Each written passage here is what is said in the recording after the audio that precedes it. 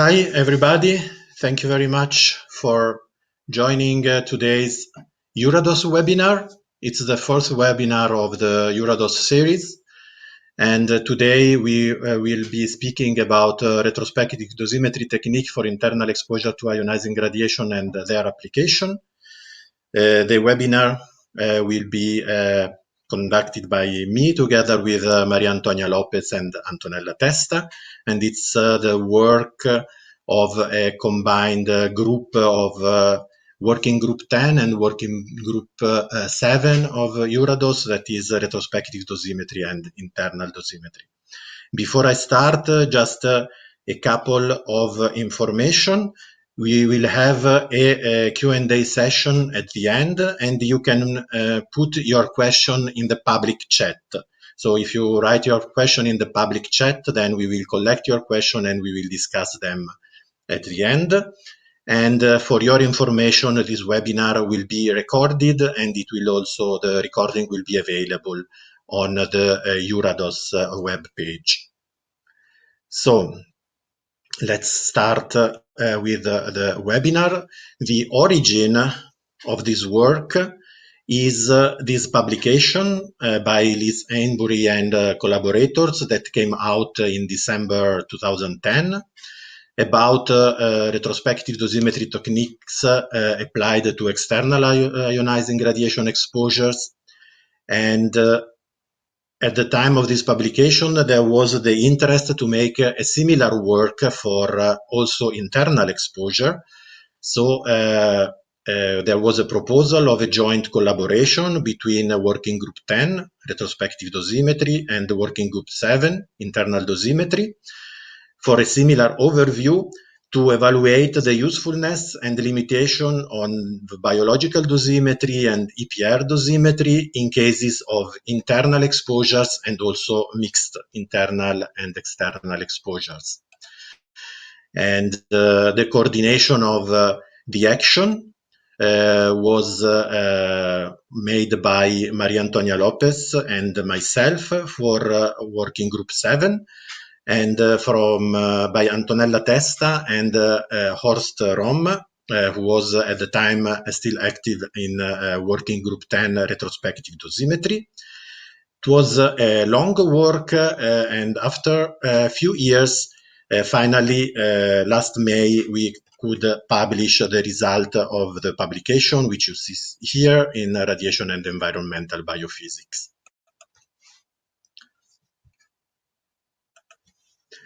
So the aim, as I said, is to understand if and in which cases the biological and EPR dosimetry methods can be applicable in case of internal incorporation. The origin of this question is that generally the biological dosimetry methods have been optimized, have been characterized for external exposures, and no specific retrospective dosimetry methods is available for internal contamination. And how we did the work, we mainly made a critical reevaluation of public literature, of real case scenarios where there was incorporation of radionuclides and biological dosimetry had been applied. And this is what we are going to present today in the webinar, a summary of the results of this review.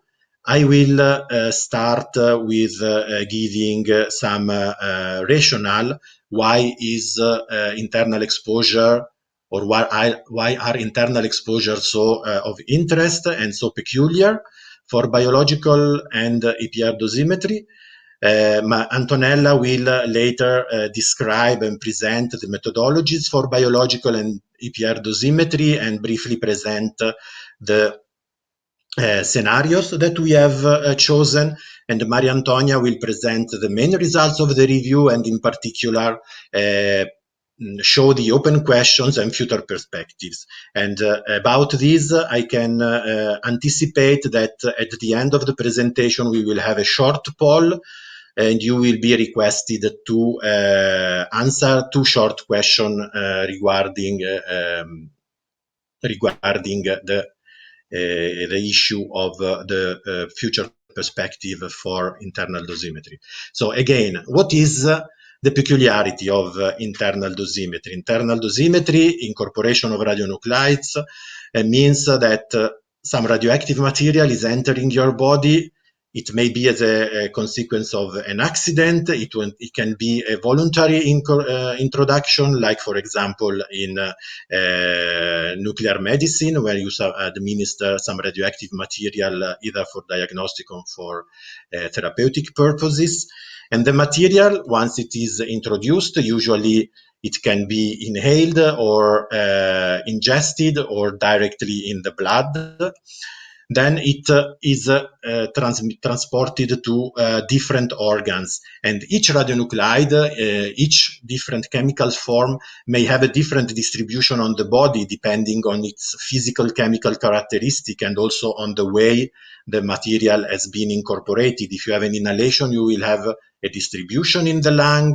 Then from the lung, the material is distributed in the body and goes in the other organ. You know, for example, that some elements have some specific organs where they are going to concentrate, like the thyroid for iodine, or the bone for other elements, or the liver.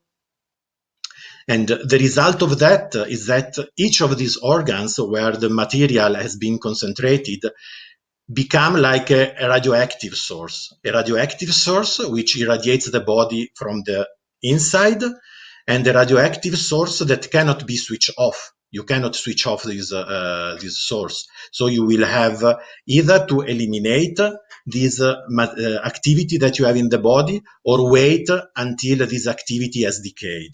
And so this is the first difference between an internal exposure and an external exposure. Then the material doesn't stay in the organ where it has been transported, because due to the metabolic and biokinetic processes, you will have a transfer of material between organs, from the organs to the blood, from the blood back to the organs or to the excretion.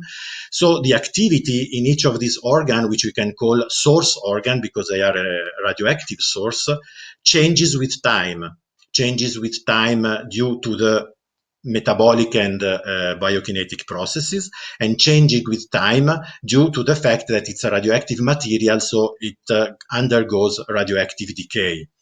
And so you can have that the activity in one organ, you may have a high activity at the beginning, and then it goes out very fast from that organ. Or you can have, on the contrary, a very low uptake, but then the activity remains a long time in the organ. So we have different sources in the organ, each with a different activity, each with a different profile of activity, and each of the with a different dose rate. That means that not only we have the source inside the organ, inside the body, and not outside. We cannot switch this source, and the activities of this source continues to change with time. This means that the body will be irradiated in a homogeneous way and with a dose rate that continuously changes with time. And since these organs are activity sources, they emit radiation, and this radiation is deposited not only in the source organ, so in the organ where the activity is deposited, but also to the other organs. So even organs which have not been reached by the activity, they still receive a dose. So this is a very different configuration as with respect to the external dosimetry. And another issue is that it's not possible to measure the internal dose. You can only estimate the internal dose on the basis of models. So we still have a difference, and we still have a peculiarity that we need somehow to try to recombine with measurements of the biological dosimetry, of EPR dosimetry. So we need some models to calculate this dose. And we can see here a very small scheme how you do it. You have an intake. You use a biokinetic model. The biokinetic model describes how the material is distributed in the different organs. And then you use a dosimetric model, and the dosimetric model, on the basis of the nuclear data and of phantoms which describe the human body, calculate how much of the radiation emitted from one organ is absorbed in another organ. In that way, you have the dose to the organ, and from the dose to the organ, you can calculate the equivalent dose using the weighting factors and the effective dose if you want to calculate the effective dose. So practically, you have one model to describe how the material is distributed in the body, and one model to describe how the activity in the body irradiates the different organs. If you want to see it as a formula, it's just the dose rate to a given target organ is due to the activity in the source organ, and by this factor describes the amount of dose which is given to the target organ or target region due to the activity present in the source region. So in this example, we may have activity in the stomach, and this activity is going to irradiate the liver. So we need some way to calculate on this side the activity, and on the other side this part which is the dose given to each target region due to the activity in the source region. And this depends on the mass of the region, depend on the energy of the emitted radiation, and depend also on the anatomical and physiological consideration. To organs which are distant, then we will have a low dose due to the source organ, as to organs which are very close. Another issue in the internal dosimetry, I told you before, we cannot stop the source, we cannot cut the source, so the radiation is continuous, and this radiation lasts as long as the activity is in the organ. Usual way to calculate the internal dose is to consider the committed dose, and the general standard way to calculate it is to make for a period of 50 years for the workers, or until age 70 for the members of the public. So you calculate the dose over a long period because the activity will stay in the body for a long period. The model you use for the biokinetics, just a few examples here. You describe the body, in this case, as a model of the human respiratory tract model. So you consider different parts of the human respiratory tract model, the mouth, the nose, the lungs, and the different structure of the lungs. And you describe it like compartments, so small entities. And you consider then in each of these compartments, the activity may be deposited after inhalation, for example. And then the arrows tell you that material can be transferred from the alveoli, for example, to the bronchi, and then from the bronchioles to the bronchi, and then from the bronchi can go up to the nose and then be again excreted, or they can be sequestered in the lymph node. So we have this mathematical model that where each square, each compartment is one organ or a part of the organ, and the arrows describe how the material is transferred from one compartment to the other. And these biokinetic models, compartmental models, are available for different systems. So here we have for your respiratory tract model, but we also have for the gastrointestinal or alimentary tract. You can have it for the systemic, so how the material is distributed after it is in the blood. And you combine all of these models to calculate the activity, which is the first part of the equation that we have seen before. Then you need the second part, that is how much of the radiation emitted from one organ is absorbed in the other organ. And to do that, you have to know, as I told you before, all this information, the mass of the target organ, the energy and the probability of the emission of the radiation, how much of the energy emitted is deposited in this radiation, and all these quantities are calculated using currently so-called voxel phantoms. So they are digital images of the body, where you have a realistic description of where the organs are. And with Monte Carlo calculation, we can assess how much of the dose is given to the different organs of the body due to the activity in one of the organs. So this is the way to calculate the internal dose. Again, briefly summarize here, because we cannot measure it. This works, but this works only if you know how much activity the person has incorporated. If you don't know the activity, and which is the usual case after an accident or after an incorporation in an occupational case, you don't know how much activity the worker or the person exposed to the accident has incorporated. So you need to make some measurements. You make some incorporation measurements. They may be routine measurements you do on your workforce, or they are special measurement that you do after you know there has been an accident. And you get results of these measurements. So, for example, here are typical setups of measurements where you have whole body measurements or lung measurements. The type of measurements that you make depend on the isotope that has been, on the radionuclide that has been incorporated, on the way of incorporation. You can also make some measurements on the excreta, because also the biokinetic model describe how the material is excreted from the body.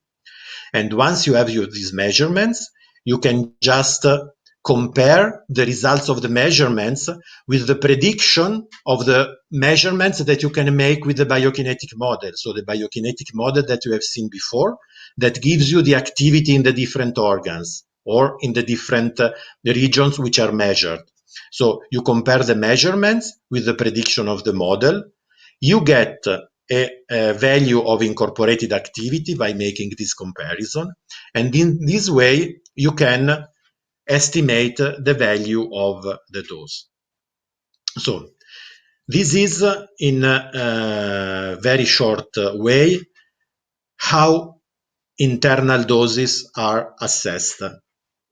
Again, the peculiarities: internal doses are cannot be stopped, are a continuous irradiation of the body, inhomogeneous, with continuously varying dose rate, and we need some model to calculate them. The next step is how do we compare these calculations with the biological dosimetry assays, and that's when I switch to Antonella. So I invite Antonella on stage. Here you are, and please you can tell us a little bit about the biological assays. Yes. Good afternoon to everybody, and thanks to be here. So as Augusto already mentioned at the beginning, no biological or physical retrospective methods specific for incorporation of radionuclides are available. And even if in most of the real case scenarios involving internal contamination, increase of chromosome damage in terms of many different endpoints have been observed on the peripheral blood lymphocytes of the subject exposed. Many are the confounding factors that should be considered to understand if it is really possible to derive a meaningful estimate of radiation dose to whole blood, whole body or specific organs. So the reevaluation of the literature we have done in this review was focused based on the appropriateness of the method used. I want to make brief notes on the standard biological NPR methods that are used for those assessment in case of external exposure, because they are the same that are also studied and also included in the internal incorporation scenarios. So I will do particularly for those who are not familiar of them. So the Dycentric Chromosome, and I say the cytogenetic block micronucleus assays and the fish translocation are the most used and validated and standardized method for biological dosimetry. So biological dosimetry is very well established and standardized for DORA's assessment in case of external exposure. And in general, these three assays are the most used and standardized. All the three are based on the frequency of chromosome damage observed in peripheral blood lymphocyte. Okay, this was the pioneer study of biological dosimetry by Bender and Gauch in 1962, in which for the first time it was observed a correlation between dose, quality of radiation, and the specific biomarkers. And from this point, the biological dosimetry started, and the fundamental paradigm of the cytogenetic dosimetry was enunciated. Which is equivalence in vivo, in vitro. This means that peripheral blood lymphocytes exposed in vivo in circulation show the same aberration yield as when irradiated in a container in vitro. In particular, this correlation was observed on peripheral blood lymphocytes, referring to a specific biomarkers of radiation, which is the Dycentric chromosome that we will see. Some words on the peripheral blood lymphocyte as a target tissue for biological dosimetry. Peripheral blood lymphocytes originate from the pluripotent stem cells in the bone marrow and differentiate in different body districts. In particular, the T lymphocytes, which differentiate in the thymus, are the one we analyze and scored in biological dosimetry. PBL are long-living circulating cells. They reach all body areas, and they are able, during the circulation, to record any kind of chromosome damage induced by chemical or physical agents, including radiation. And according to their immunological function, they can be divided into big subgroups, the short-lived with a half-life of a few months, and long-lived with a half-life of about 3.4 years or more. So they are circulating cells, and they are not dividing cells because they circulate in a resting stage, but they can be forced to divide in vitro when we take blood, and we, with the addition of the mitogen, chemical mitogen, where we can induce the mitotic division. This is very important because we can see through the stimulation all the damage that the lymphocytes have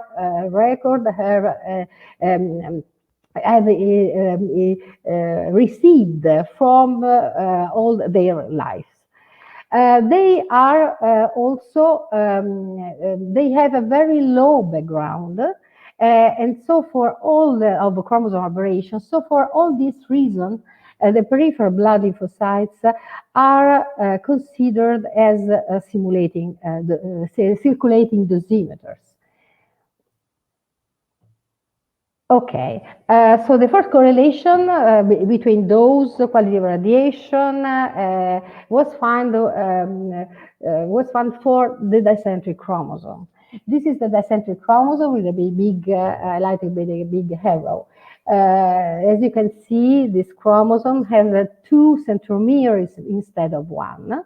It originates from an asymmetric exchange between the two not replicated chromosomes. In the scheme below, you can see that if radiation induces one double-strand break in each of the two chromosomes, and if the chromosomes rejoin asymmetrically, they will produce a dicentric chromosome and a centric fragment, one eccentric fragment associated. This aberration is specifically induced by ionizing radiation. So still now this assay is considered the gold standard of biological dosimetry, but it is an unstable aberration because the presence of the two centromeres and only one chromosome interferes with the cell division. So this means that this aberration can't be transmitted to next cell generation. As lymphocytes are circulating cells and they are widely distributed around the body, the dicentric yield in peripheral blood lymphocytes is interpreted in terms of average absorbed whole body dose, expressed in gray, by referring to a dose response calibration curve, which is obtained exposing blood in vitro. With a specific formulas, it is also possible to derive a partial body exposure.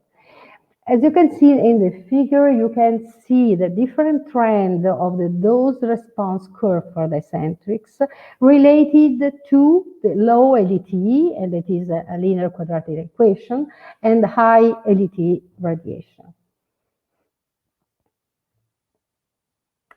For the dose assessment, the calibration, we need to perform a specific calibration curve specific for each quality of radiation under study. The calibration curves are performed by irradiate in vitro whole blood, mimicking as closely as possible the real situation of the exposure. So, for example, all the procedures, so the radiation and also the cell culture, and it has to be at 37 degrees because this is the body temperature. So it's very important to have a calibration of curve specific for each radiation quality under study. Okay. The other assay is very used is the Micronucleus Assay. It is also indicator of chromosome damage. Micronuclei originated from chromosome fragments or whole lagging chromosome. They are not included in the nuclei of the daughter cells during the mitotic division. They appear as small dots inside the cytoplasm of the binucleated lymphocytes.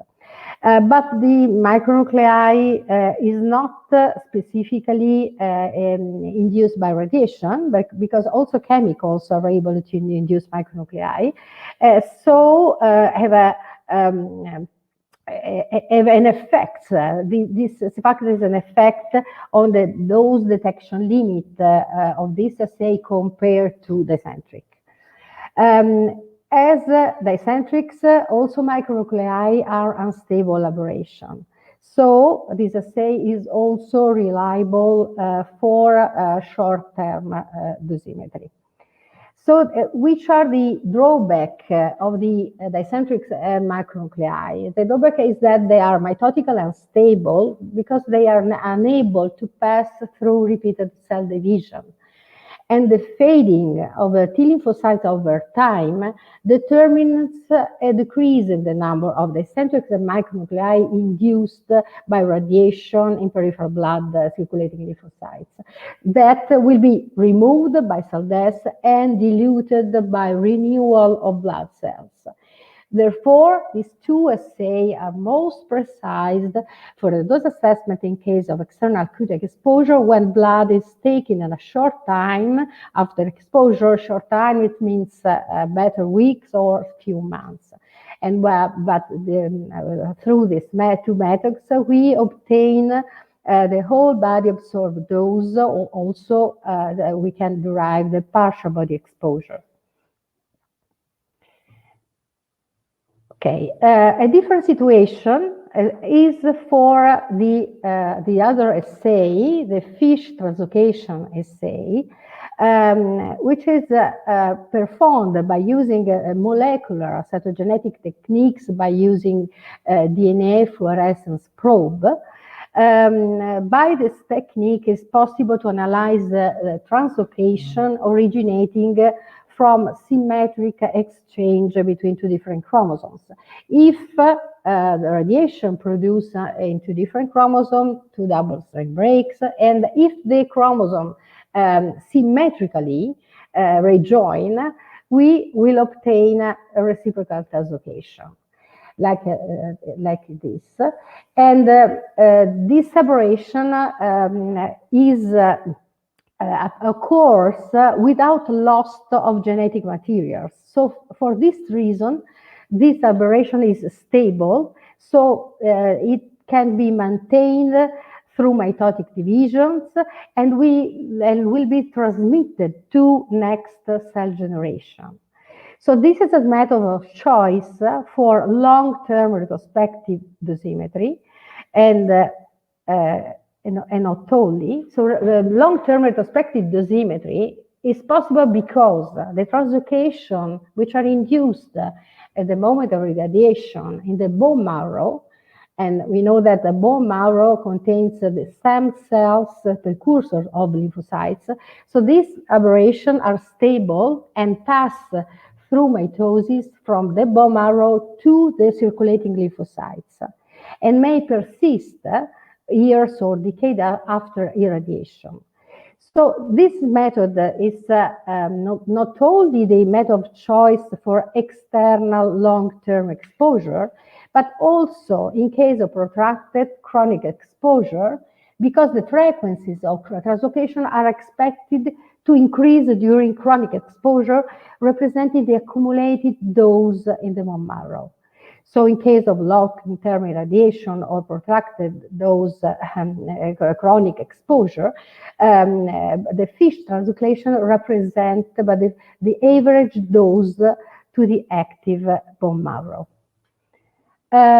Besides these three biological methods, one other very important retrospective method, physical retrospective method, that was considered also in this review because it was used and cited in many papers, is the electro-paramagnetic resonance, EPR, which is based on the quantification of stable radicals induced by radiation in calcified tissues. In particular, it is used on teeth because the teeth enamel is made of carbonate hydroxyapatite, and the EPR signal is generated by stable radicals and induced by ionizing radiation in the hydroxyapatite. All type of exposure generating the same radical species. So, how to distinguish internal and external radiation contribution?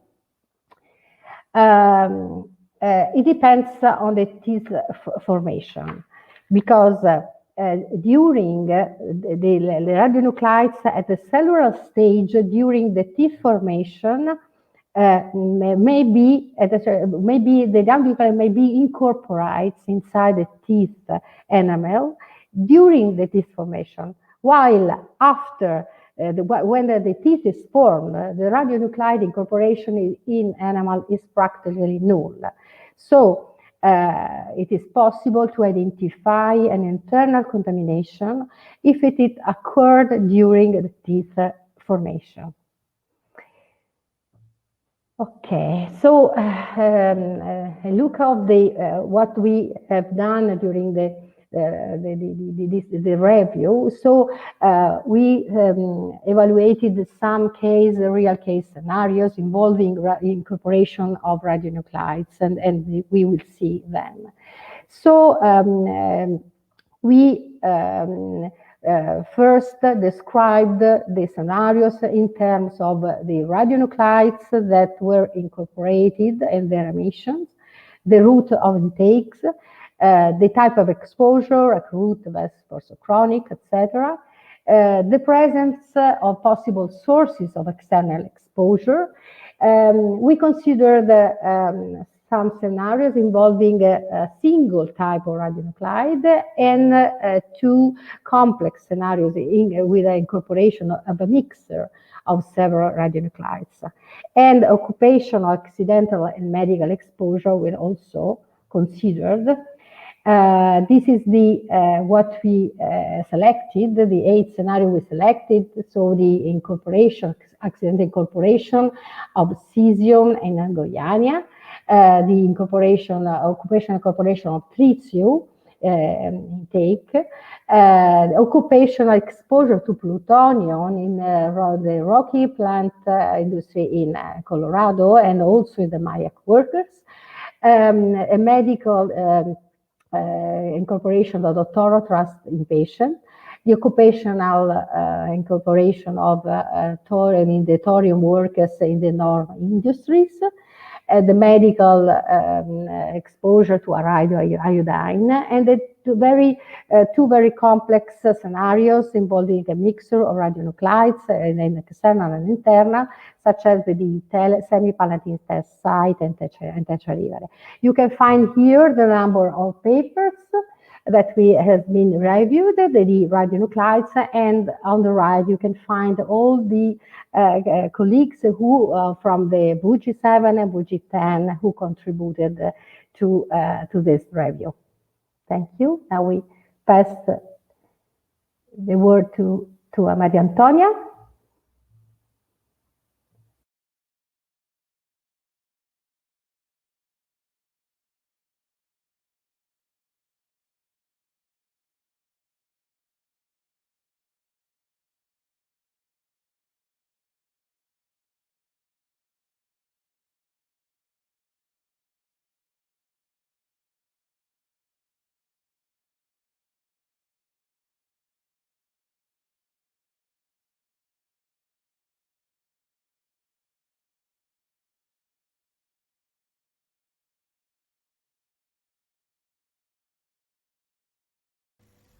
Maria, I'm very sorry to interrupt, but it seems that we can't hear you. Could you pause just for a moment while we see if Babs can sort this out? I'm sorry, everybody. Brief pause in proceedings.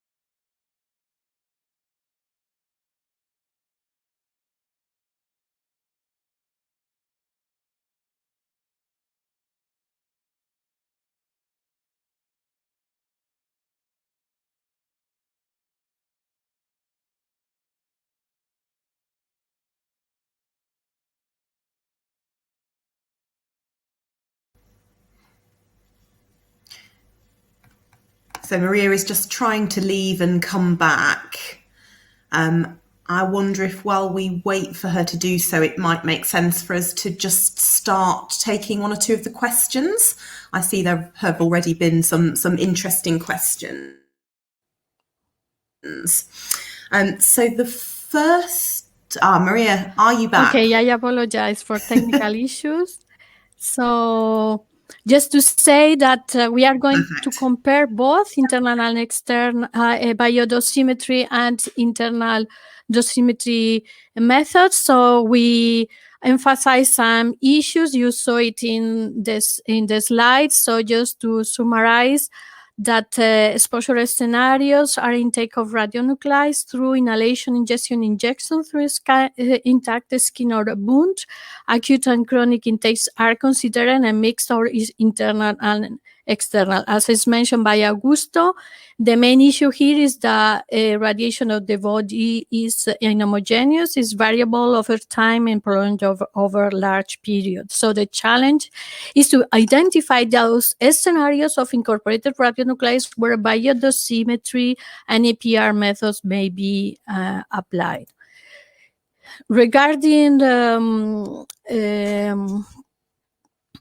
open issues regarding the current methods for biodosimetry, especially the calibration curves were obtained by in vitro using only external radiation, and this is not applied to incorporated radionuclides. And the output are the whole body absorbed dose and the bone marrow of the bone marrow dose, depending on the endpoints. The challenge identified here is to see which calibration methods for generating calibration curves may be applied to internal emitters, specific calibration for the biological response for incorporated radionuclides, and to develop well-defined studies under controlled conditions. So as best case scenario, we try to find some radionuclides with rapid absorption to the blood after incorporation, homogeneous distribution of the content inside the body until it's eliminated by radioactive decay and excretion. So regarding internal dosimetry, absorption to the blood from lungs and from alimentary tract or wound depends on the particle size of the aerosol, the chemical properties of incorporated radiation material, and after the radionuclides are in the bloodstream, are retained and excreted by urine and feces. And here the local dose rates depend, as Augusto explained very well, of physical properties of the incorporated radionuclides, chemical and metabolic property of the incorporated radionuclide, as well as the anatomic characteristic of the contaminated subject. So the challenges here is against which internal dose the result of biological assays should be compared. So definition of the proper dosimetry quantities and special models have to be developed for reliable blood dosimetry. So now I'm going to present some of the scenarios that and the result from the Eurados survey that we think are more representative of the outcome of our study. I start with the cesium intake. Accidental intake happened in Goiânia and Semipalatinsk and Techa River. Here, we are going to present the case of Goiânia, a strongly radioactive medical cesium source used for radiotherapy. It was stolen, abandoned, and the source was in form of cesium chloride salt, highly soluble and dispersible. The source capsule was broken, leading to a widespread external irradiation from skin contamination and ingestion of cesium. Even 100,000 people were monitored. Only in 249 contaminated persons were found. So internal doses to this contaminated subject were assessed using whole body content to obtain the cesium body content. Doses by biological dosimetry use Dycentric and centric rings frequency were reported in many and in a large number of publications, but is no linear correlation between biological dosimetry estimates and internal doses due to intake of cesium. The dose from biological dosimetry was found much higher than the internal dose, and the reason is because they think that is highly influenced by doses for external exposure. So in the graph, you can see plots the result of internal doses versus biological doses. This is from 2 different publication sources, and only in case of 4 individuals it was found an agreement between biological and internal doses. As I said, the main source of this discrepancy is the high contribution from external exposure. The best case scenario that we found is the tritium. The tritium and especially treated water, HTO, is instantaneously translocated to blood flow following intake of tritium to mix rapidly with total body water. And it means like a kind of instantaneous homogeneous distribution inside the body. The committed effective dose is estimated from concentration of tritium in urine sample by liquid scintillation counting. And we found interesting results in 6 publications reporting cytogenetic dosimetry by Dycentric macronuclei and translocation following tritium exposure with treated water. And what is really interesting is the in vitro calibration work were performed mixing tritium and lymphocytes.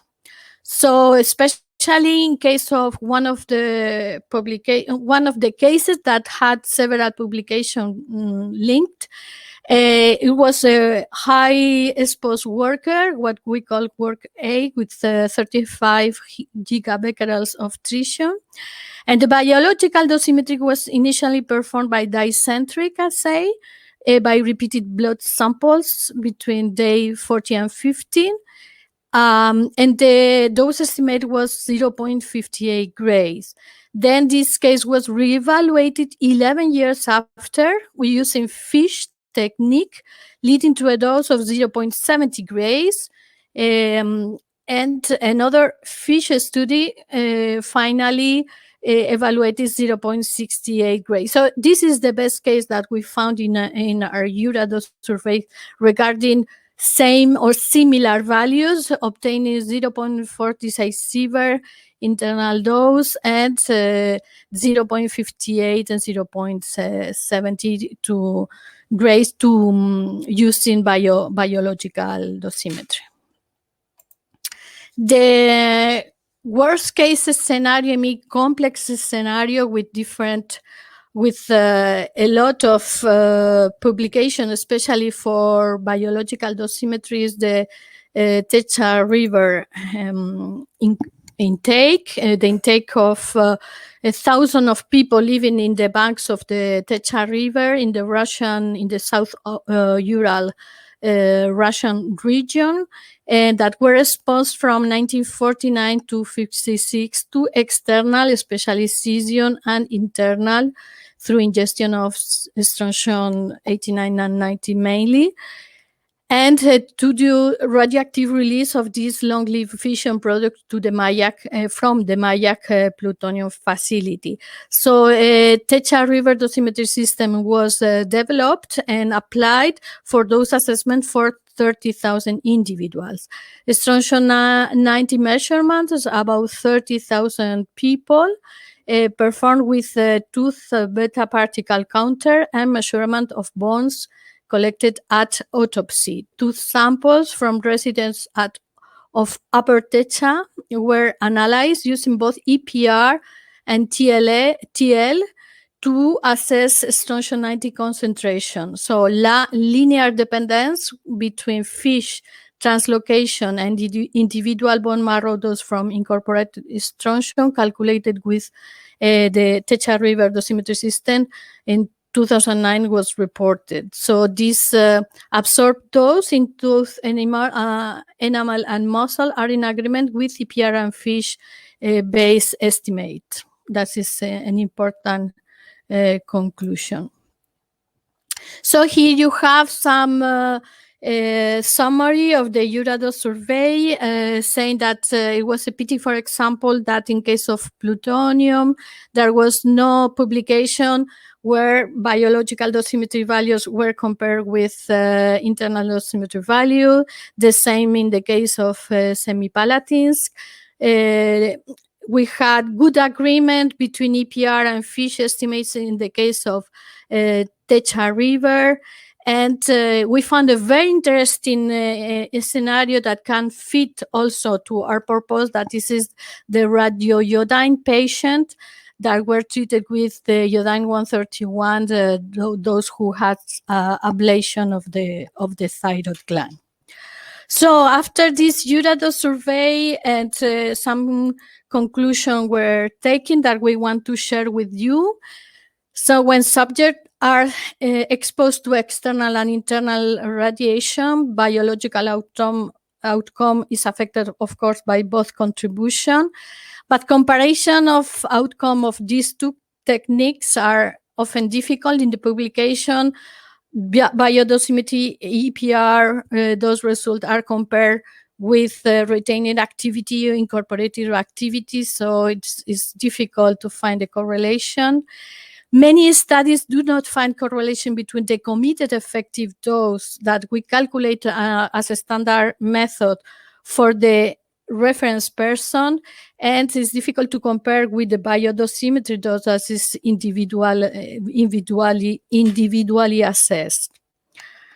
More conclusion. Open issues also.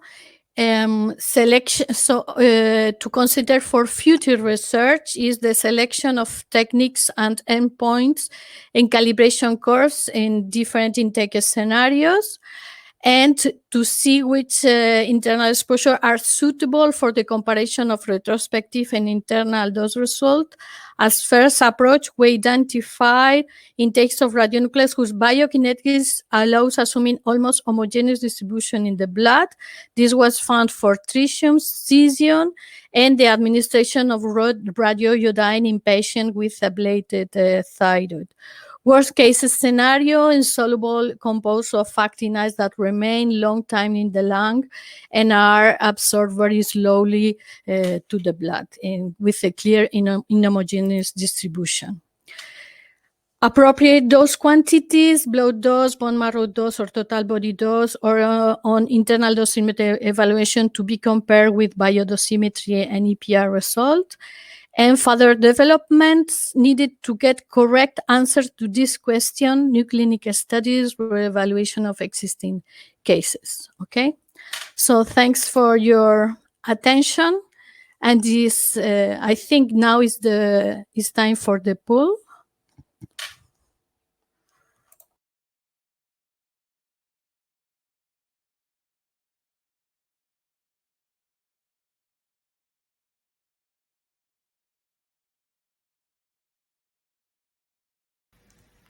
Yes, so thank you very much, Maria Antonia, and everybody for all of the lovely presentations there. I think that's been really informative and really very, very nicely presented indeed. So thank you.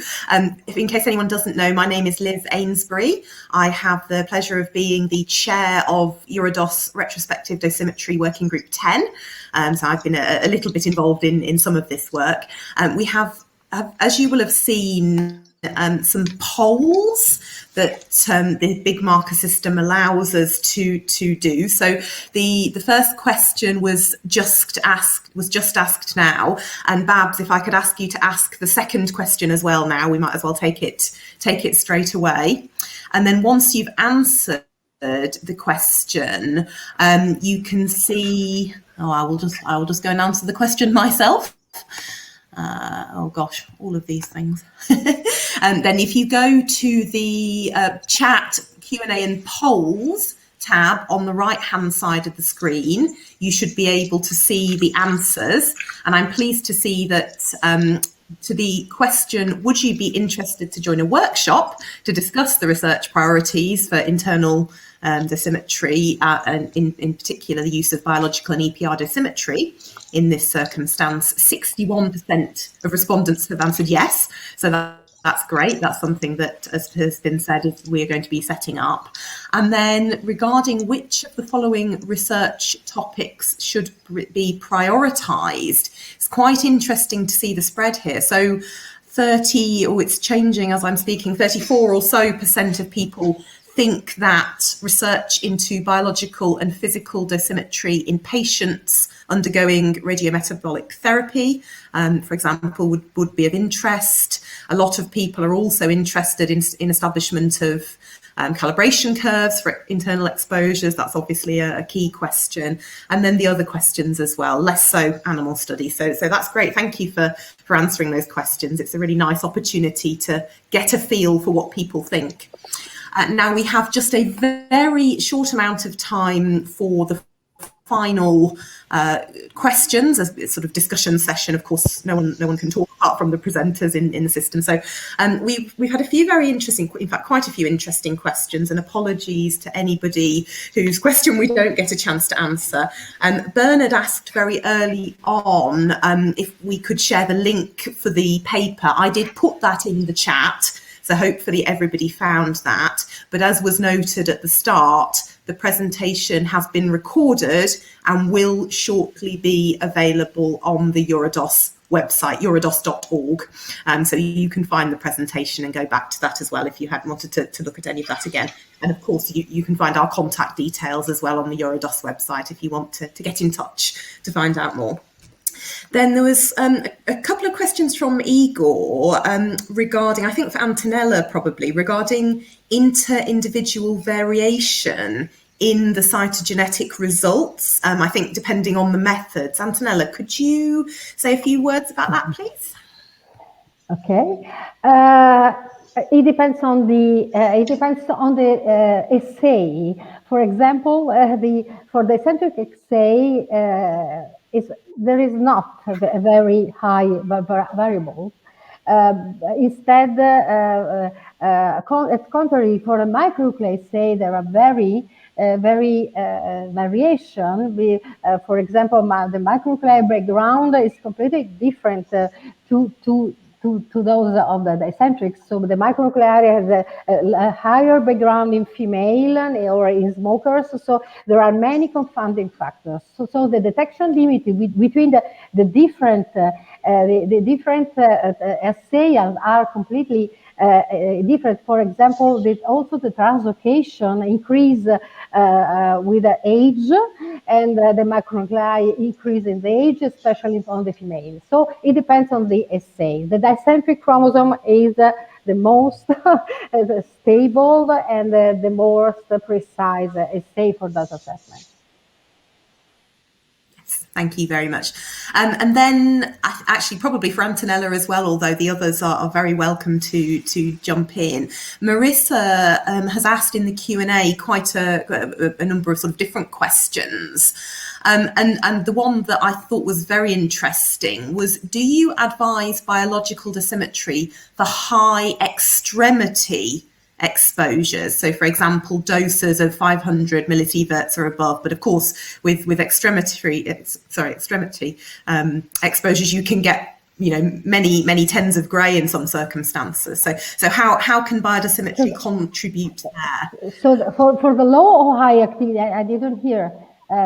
Sorry, for high dose or low? For extremity doses. So for example, if you're holding a source for your fingers, would biodosimetry yes. Is it possible? Yes, it is possible with a high uncertainties. It is possible to derive the partial body exposure, especially for the Dycentrics as well as also for translocation. But and we can obtain also the portion of the body which is exposed, and it is obtained by the distribution of the damage we can find on the lymphocytes. So it depends on the distribution of the endpoints scoreable on lymphocytes, but this is of course is possible. Excellent. And then Farah has asked a few questions. I've tried to answer some of the questions we've answered, and then you'll find them in the answered tab. But I like this question in particular. If you know the external doses, how well can you reconstruct the internal doses? And of course, Farah makes the point that for gamma, that's a relatively easy question. But when we're talking about radionuclides, that's a whole different situation, right? So maybe, I don't know, Augusto, do you want to comment on that? Yes, the issue is that if you know the external dose, and if I read correctly the question, you can, for example, by a contamination measurements or by a whole body counting, assess the internal dose. The problem that we have between internal, when we have a mixed exposure, is with the biological assays, because with the biological assays we don't have the possibility to separate the two contributions, and that is the issue that we had. There was also another interesting questions about the best, I think the best scenario, and the best scenarios would be the one where we have a homogeneous distribution, like for example tritium was a very good scenario, because in that case being also beta emitter, you also don't have the possible contribution from external, so that's or also radioiodine with by patients after ablation. So you don't have a concentration of iodine in the thyroid. Also, in that case, you have a more or less uniform body irradiation. So these are the best scenarios where cytogenic dosimetry can be used. And if I can add something, I've seen now, I think that the results of the polls are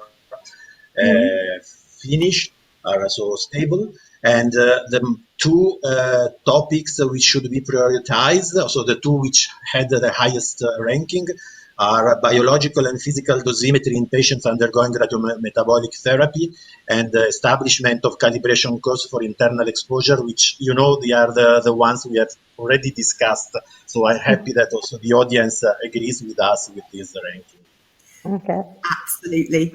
Definitely. I see it's just gone past 2 o'clock, so I think probably we do need to close. But for anybody whose questions we haven't answered, or if you have more questions, please keep those in mind. And keep your eyes open for the announcement of the workshop. We will come back to all of these issues, and we will very much welcome your input and further discussion on this then. So it just remains, sorry, Augusto, you want to? No, just a few short information. We were planning to have the workshop in combination with one Eurados meeting. Then everything depends on the future, when we will have the possibility to have a meeting in person again. So we will keep you informed for the form and time of the workshop. Absolutely. Thank you very much. Well, thank you so much again to all of the speakers. It was a fantastic session for all of the audience participation as well. It was great to see so many people from so many different places. It was lovely to see everyone introducing themselves at the start. So good to know where you're from, and great that there's so much engagement on this important topic. I'm not able yet to announce the 5th Eurados webinar, but please watch all the usual channels for the announcement of that. It will be coming shortly. Thank you again to the organisers, to Babs in particular, who does a fantastic job behind the scenes. Yes. Thank you. And then I think I will formally close the session now. So thank you very much to everybody, and Thank have a lovely you to everybody. Bye. Thank you. Thank you. Bye.